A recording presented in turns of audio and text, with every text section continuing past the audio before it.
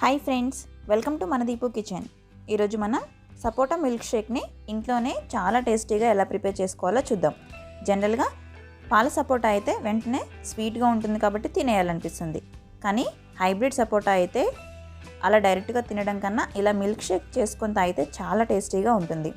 అలాగే వీడియో మొత్తం చూసిన తర్వాత నచ్చినట్లయితే లైక్ చేసి మన దీపు కిచెన్ ఛానల్ని సబ్స్క్రైబ్ చేసుకోండి. సపోటా మిల్క్ షేక్ని ప్రిపేర్ చేసుకోవడానికి సపోటాలు తీసుకొని దానిపైన ఉన్న పొట్టు మొత్తాన్ని తీసేసుకోవాలి. నేను ఇక్కడ 2 సపోటాలతో మాత్రమే జ్యూస్ని ప్రిపేర్ చేస్తున్నాను. సపోటాలు మనకి పచ్చిగా ఉన్నాయి కాకుండా కొద్దిగా పండుగా ఉన్నాయి తీసుకోవాలి. ఆ తర్వాత దీని లోపల ఉన్న గింజల్ని తీసేసుకోవాలి. ఈ విధంగా మొత్తం ఓపెన్ చేసుకుంటూ తీసుకోవాలి, ఎందుకంటే సపోటా లోపల కొంచెం పురుగు ఉండే అవకాశం కూడా ఉంటుంది. వీటన్నిటిని జ్యూసర్లో కానీ మిక్సీ జార్లో కానీ యాడ్ చేసుకొని 2 టేబుల్ స్పూన్ల షుగర్ని యాడ్ చేసుకోవాలి.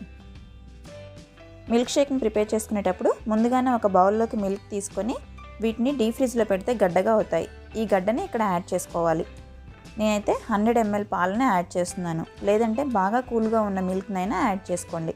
ఆ తర్వాత మెత్తగా ఈ విధంగా గ్రైండ్ చేసుకోవాలి. ఈ విధంగా గ్రైండ్ చేసుకున్న మిల్క్ షేక్ని ఒక గ్లాస్లోకి సర్వ్ చేసుకోవాలి. చూడండి, చూస్తుంటేనే ఎంతో చిక్కగా చాలా బాగుంది కదా. దీనికి కావాలంటే పైనుంచి కొన్ని డ్రై ఫ్రూట్స్ని చిన్న చిన్నవి కట్ చేసుకొని యాడ్ చేసుకోవచ్చు. తాగుతుంటే చాలా టేస్టీగా ఉంటుంది.